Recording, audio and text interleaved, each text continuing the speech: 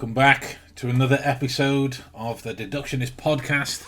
My lords, ladies and gentlemen, thank you for tuning in. Thank you for stopping by. These glasses are so reflective. Not that, that was a stupid comment. That was really dumb. It's just because they're bigger frames than my normal ones. So I'm kind of hyper aware of it more. Maybe I should take them off. No, I can't see you then. This is it. I'm all excited because I have had on my most recent video on the channel, arguably the most longest comment I've ever seen, but definitively the longest comment I've ever had on any of my videos. For those of you listening to this tomorrow when it comes out live, it's the top-down versus bottom-up criminal profiling video using Reacher and Holmes as avatars for the discussion. And this is from, I'm gonna try and pronounce the name, so if you do end up listening, I apologize if I butcher it. It is Tanjiro 12 Commando. Right? It was commented 8 minutes ago from now. So I'm gonna break it down because it's a read of me, and I love it. Whether people are like, I've not read it yet. I just saw that it was massive. Whether people are right or wrong, I love when folks just jump in and have a go, because that is arguably one of the most important parts to doing this. If you're going to learn this particular skill set or this particular way of looking at people and things and objects and locations and actions, you gotta jump in with both feet, right? Because they're not small topics. They're very difficult to get to grips with, and it is a challenge on all areas. So I thought it would be fun to have a look at this just briefly before we get into tonight's content, tonight's topics. So that's where I'm following. I'm reading this with you now. That's where I'm following along. And Christ, 1, 2, 3, 4, 5, 6 paragraphs and a final sentence. Fair play. Here we go. So let's treat it kind of sentence by sentence. You're someone who values unique things, people, and interactions. Oh, then it kind of changes point afterwards. So true. I don't know that I value unique things, people, and interactions, but I certainly enjoy them more. Like I was only talking to one of my dear friends earlier, KC, about what it is to be normal, what that even is. We were having a kind of a chat back and forth on that. So I suppose you could say that is correct. The room, this is the setup. So if you've not seen the original video, it was this setup. The room: black, powerful, dominant, fierce, and trustworthy. The side you want to present to others, meaning these are the characteristics you're striving for instead of the ones you have. I don't know that I agree with that. The room is green for a start. Powerful, it's in the eye of the beholder. Fierce, it's Sherlock Holmes artwork. Maybe I was stood up as well, so you'd see the painting and other things. If it's fierce, great. Trustworthy. My driving force with these videos is honesty. If that engenders trust, brilliant. If you don't trust it by default, that's up to you. Right? Meaning these are characteristics I'm striving for instead of the ones that I have. That might need some personal interpretation. So it might be saying that I'm striving for powerful, dominant, ferocity and trustworthiness because I don't have them. Right? I'm not really the best judge of my own personality.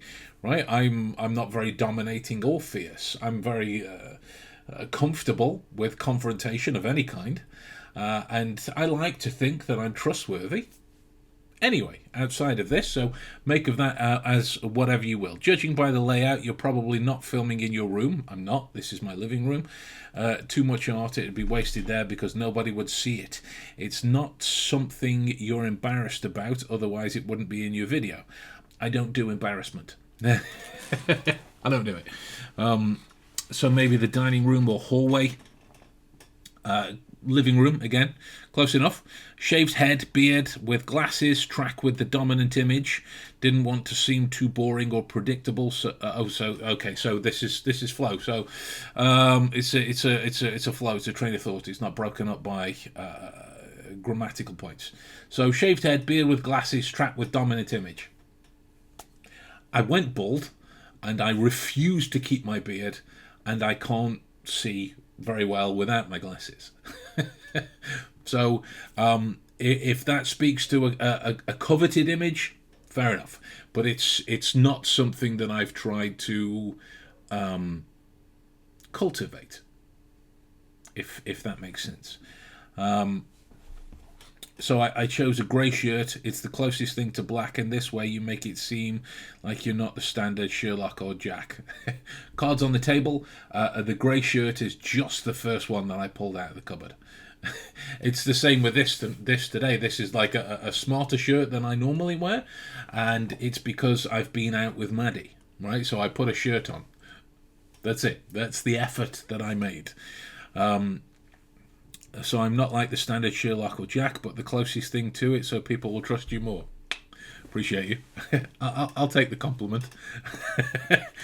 A necklace, black wristband, right hand, black ring on your left. Need I say more? For me, I'd like a little bit more, unless that's apparently connecting to it. So the black ring is my engagement ring. The necklace that I wear is my Cookie ring. So this was made with some of the ashes from my boy Cookie, and because it doesn't fit any of my fingers, I wear it here around my neck. And the black wristband, I presume, I can't recall. Cards on the. I know I forgot something. Shocker.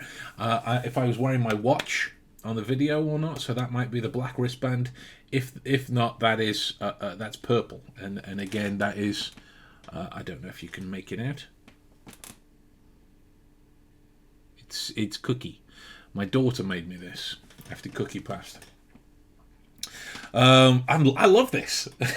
I love this. I love it when people have a go.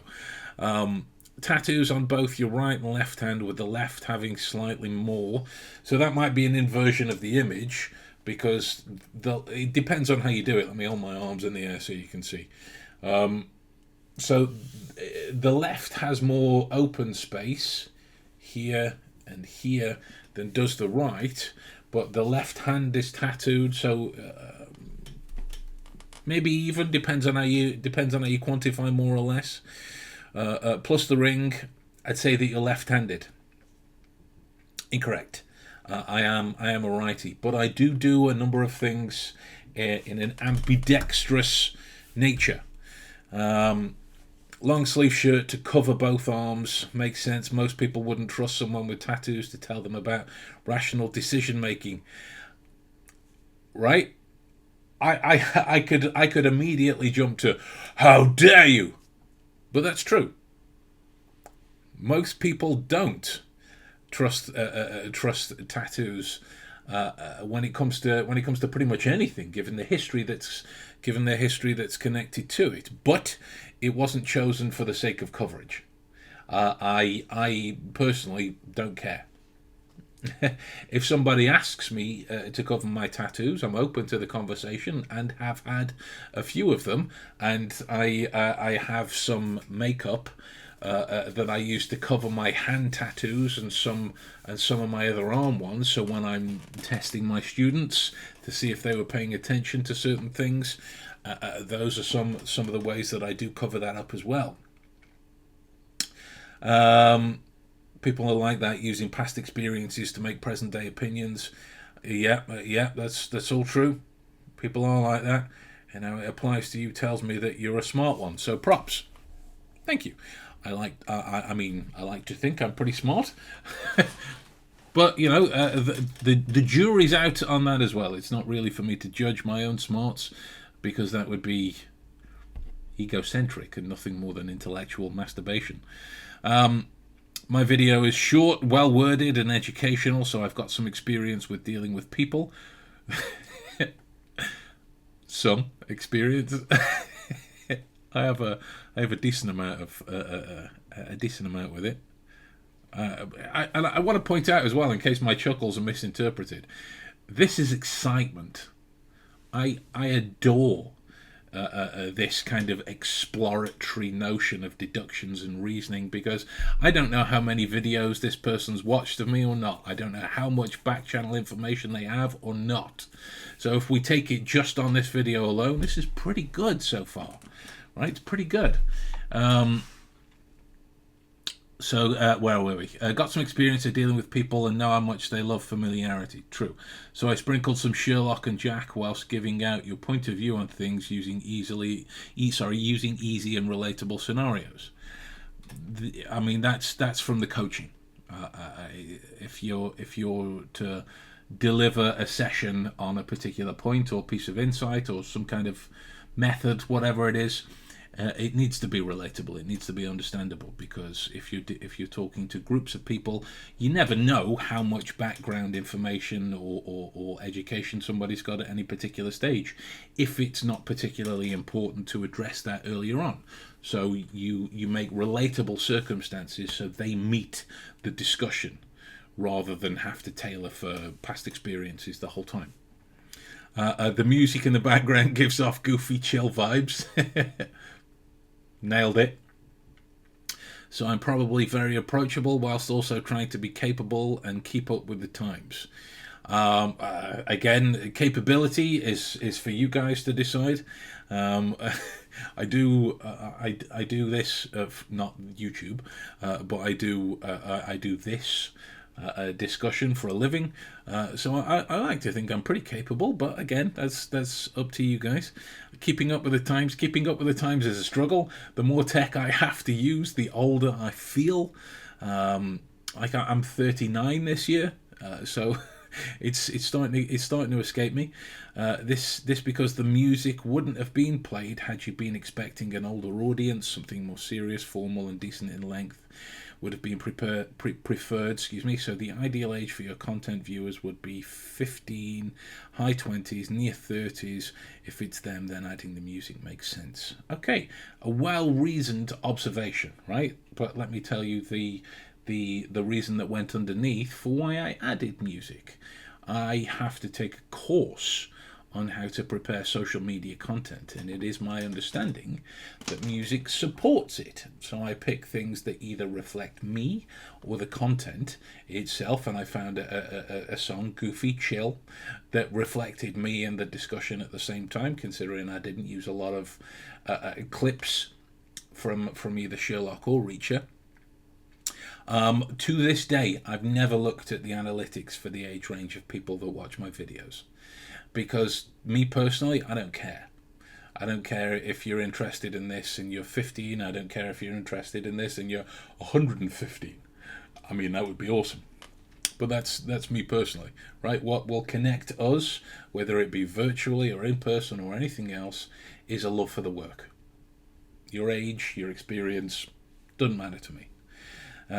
When you're explaining the two ways to retain information, the memory hacks, which Jack and Sherlock use, you explained Jack's method perfectly, chunking, but paused in the middle of your explanation of the memory palace method of loci by the way you use the formal name of the technique instead of the more casual, plus the fact that you paused in the middle of your explanation of the technique means that it's your preferred method of keeping information, but you realize that it might not be the same for everyone, which is why you decided to correct yourself so you have high EQ.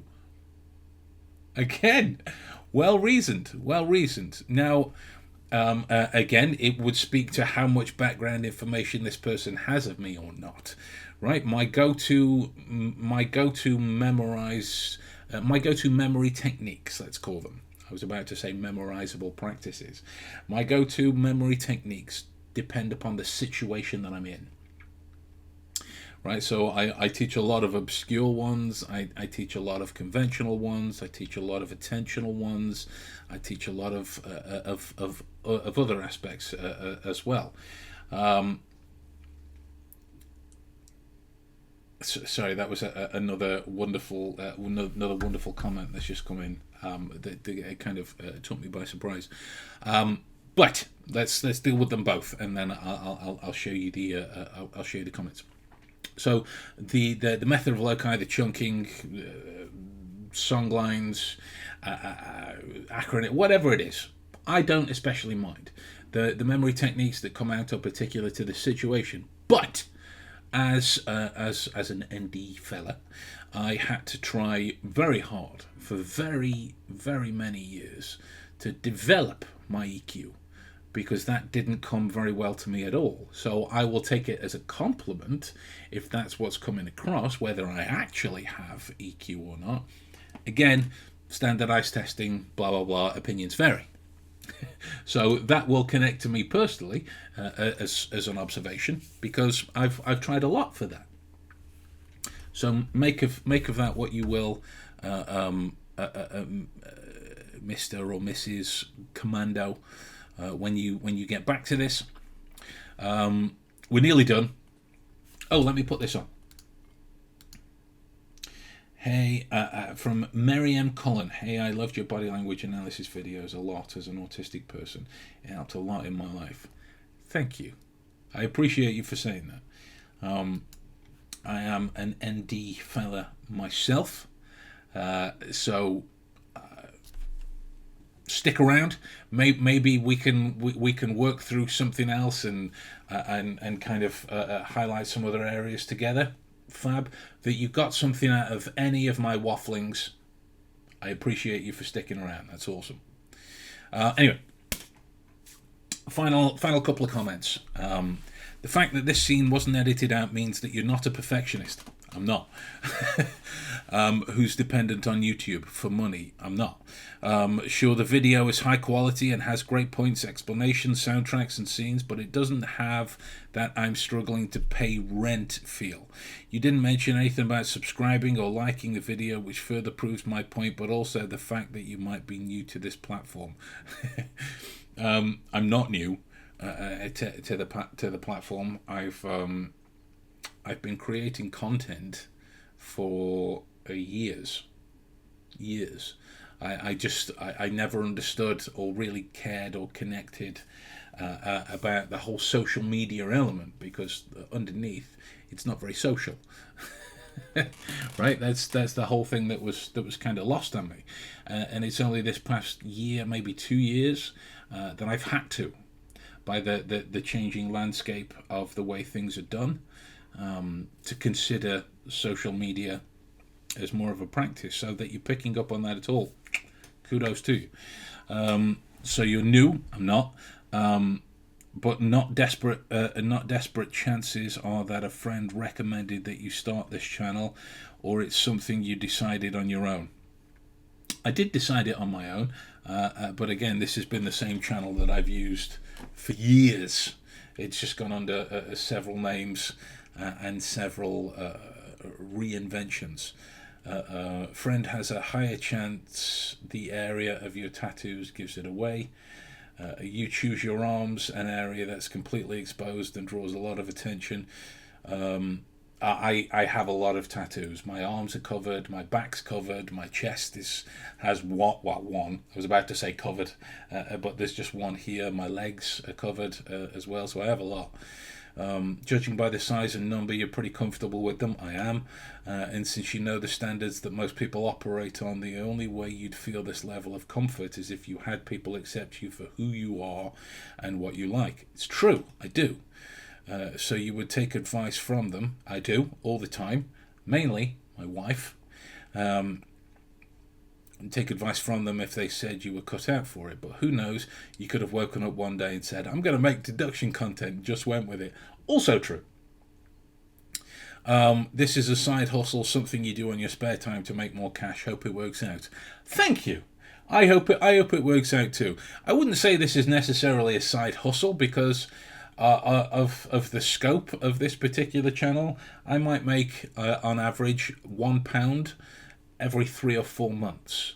So it's not even something that I particularly follow because, as I said, I'm more focused on the work and putting across things that can work for you than I am clickbaiting you into some kind of premise around something that will do you no favors. But that was awesome, right? And I hope this doesn't sound insincere, but there is a built-in applause sound effect, so I'm going to play it.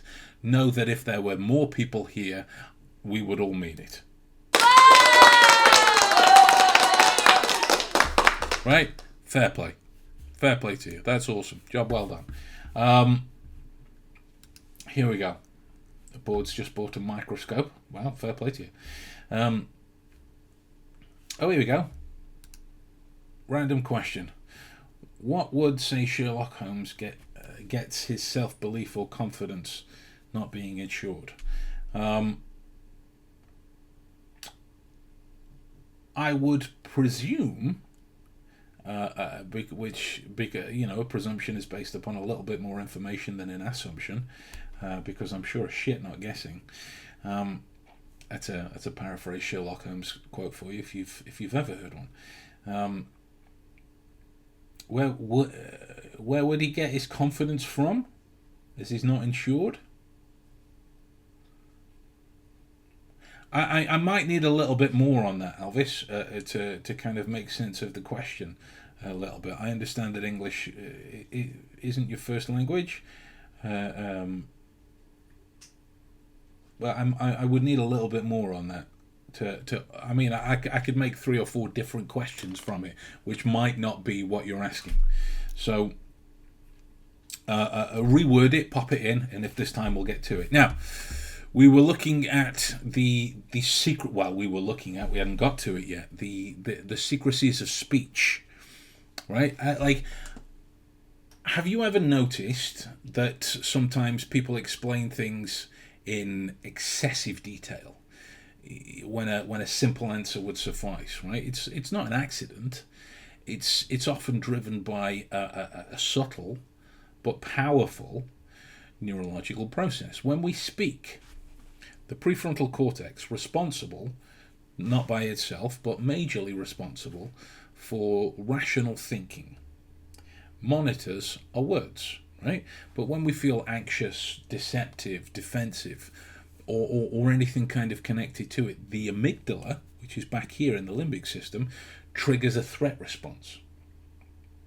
It makes us feel the need to justify or control the narratives that we're in, right? Which can result in over-explaining. Oh, got it, Alvis. Perfect. Thank you. We'll come back to that at the end as we're into the main topic now. Perfect. It's a great question. Thank you for the clarity. Right?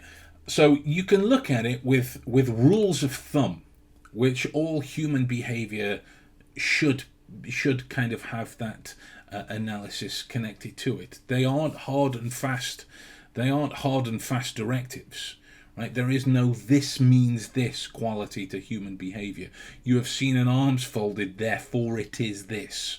That doesn't exist within the understanding of humans. So you can think of honest answers as typically direct, efficient, right? But you can think of defensive answers are often bloated with qualifiers, with tangents, with irrelevant details, right? So if you were to ask someone, were you at the office when the report went missing? Right? An honest person might say, yeah, I was. A defensive person might say, Yeah, of course. I was there the whole time. You can even ask Laura or Mark or Board or Alvis. I mean, they saw me, right? And I was at my desk. I even stayed late, working on that client proposal. The over-explainer, it floods you with information in an attempt to sound convincing. But what they're doing is unknowingly triggering a cognitive overload, right? If you look into CLT, cognitive load theory, this is distinctly connected to that area. If you are providing too much information, it is an offset towards energy that's building up. And again, a lot of people seem to misunderstand when I use the word energy. I mean, like in the sense of ATP production and use, like literal energy, nothing spiritual, right? Of build up in the body. But the trade-offs obviously are that if you are the kind of person that does well with anxiety, that does well with stress, then you might leak only a couple of filler words. I leak them all the time. Mostly because in my head at any one time I have 1,000 things that I want to say and I can't say them all at once. Right? I'm not planning any of this that's coming out. I have the topic that I want to talk to you about, which leads me to go this idea, this idea, this idea, this. And so there are occasional that filler words that come out to dissipate this growing sense of anxiety, this growing sense of unease and discomfort that exists within me. This is why. Oh, Miriam has popped a question in as well. Miriam, great question. You clearly knew based on the question, and welcome. Again, we'll address that for you in a few minutes. Just before the end. I wanna get into this pretty quick. Filler words are statistically seen as the verbal crutch of uncertainty. But when we lean into uncertainty, there are biases that exist around that, because uncertain doesn't necessarily mean making it up, doesn't necessarily mean deceptive, right? Whereas an honest answer in that rule of thumb doesn't necessarily mean honest. It might mean planned, scripted. And if somebody's comfortable delivering a script, there are these nuances that exist towards all things, right? That's why I say it's a rule of thumb. So if you think of these kind of filler words as the verbal crutch towards uncertainty, when I have that those moments, same with anyone else, it can be deceptive or withheld data, but it can also just as easily be somebody who has so many thoughts in there that they're trying to organize which one should come out first. And that's where the uncertainty lies. Right? Filler words, if you don't know, like, those types of things. Right? These verbal hiccups, if you will, they serve a psychological purpose. Filler words are often the brain's way of buying processing time. And I say often, right? Because again, there is no Pinocchio effect. There is no this means this. Just because somebody is using filler words does not mean categorically that they are just buying time. Just in a number of cases. When you look at the work in the anterior cingulate cortex, it is the region that is responsible for error detection, which is the signals of something being off internally, externally as part of the communicable discourse that's happening. Right? It creates a micro pause, if you will, a small break, and filler words fill the gap while the brain scrambles for some kind of coherent response. Right?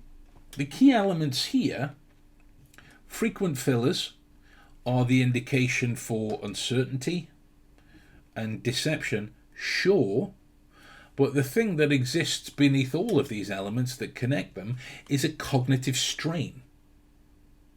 Right? A strain can be from stress, it can be from a lack of sleep, it can be from thinking about food. It doesn't have to just be anything nefarious.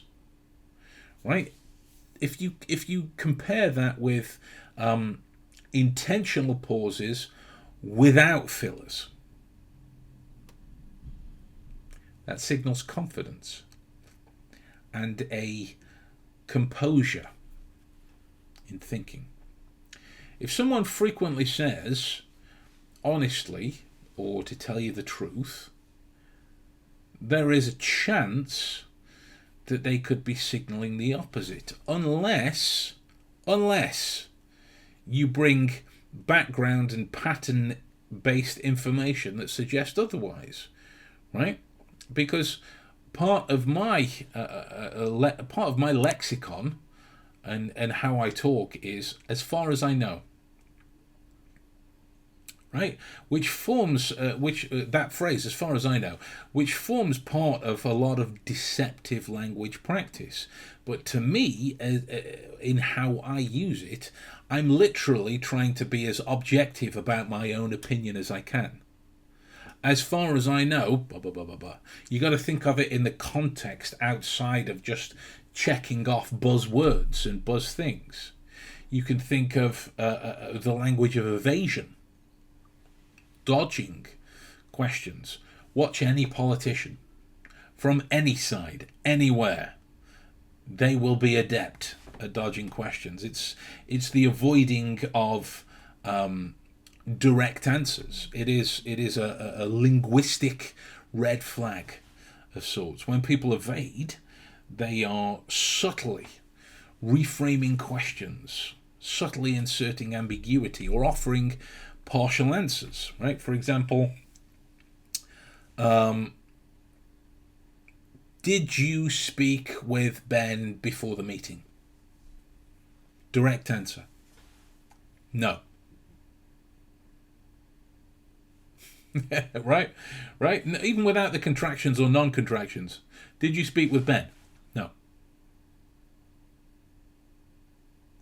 An evasive answer might be, well, Ben and I talk all the time.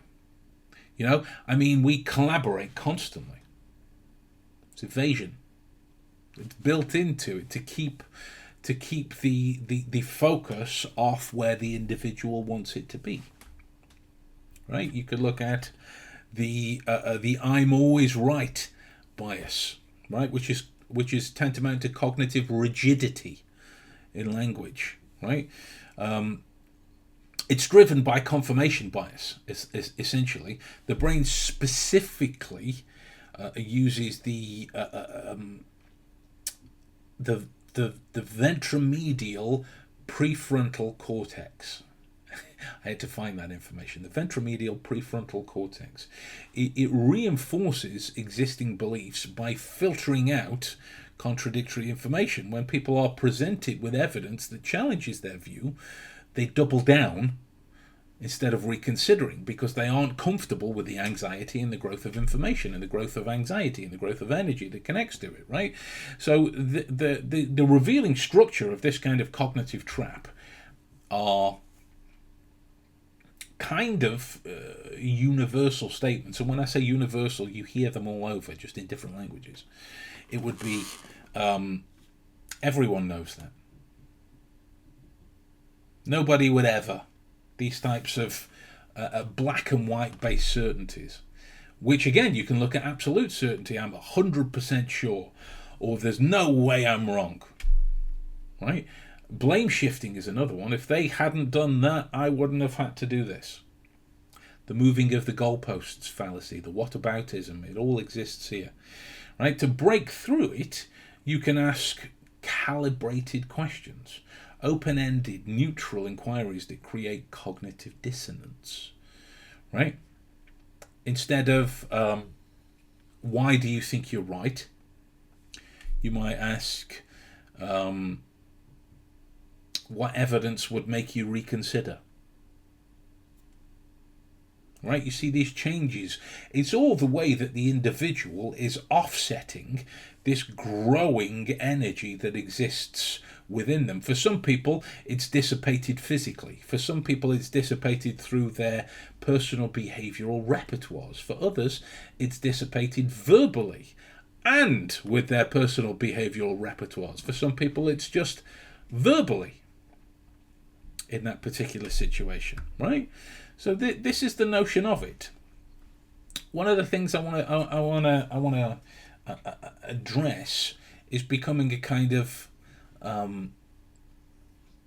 linguistic detective, almost, right? These are kind of practically driven, neuroscientifically supported cues, right? And they're cues. You can miss a cue, you can not understand a cue, you can ignore a cue. They are just cues, right? So if you were to ask a direct question of any kind, listen carefully to the specifics of the words that are chosen. Are they over explaining, in the sense that are they attempting to justify or control whatever narrative it is that they're talking about?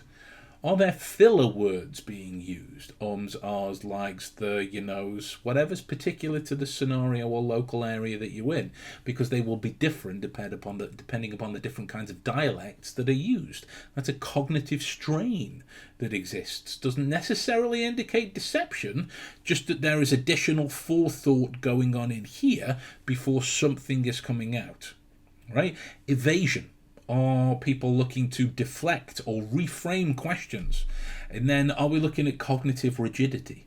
For somebody to be a critical thinker, in my personal opinion only, if you are to be a critical thinker or somebody who engages in rational discourse, observation, deductive reasoning, all the things that we connect towards Sherlock Holmes, you cannot be rigid in the way that you take in data, because that's tantamount to bias, and that affects your reads, and it affects what information you can deliver back to whomever it is that hired you in that particular situation. Right? Also, right, let's address these questions. So why is Sherlock not insecure or afraid of others or people when confronted or insulted by them? I've addressed these insults many times, and the short answer is, if you want more on it, we can do an entire episode on it. The short answer of it is, the only way insults or confrontations work when they are not physical is if you believe in it yourself. Right? If somebody insulted me by saying, I don't know, you are a four-eyed, tattooed idiot. Well, the joke about somebody that wears glasses is they do have four eyes.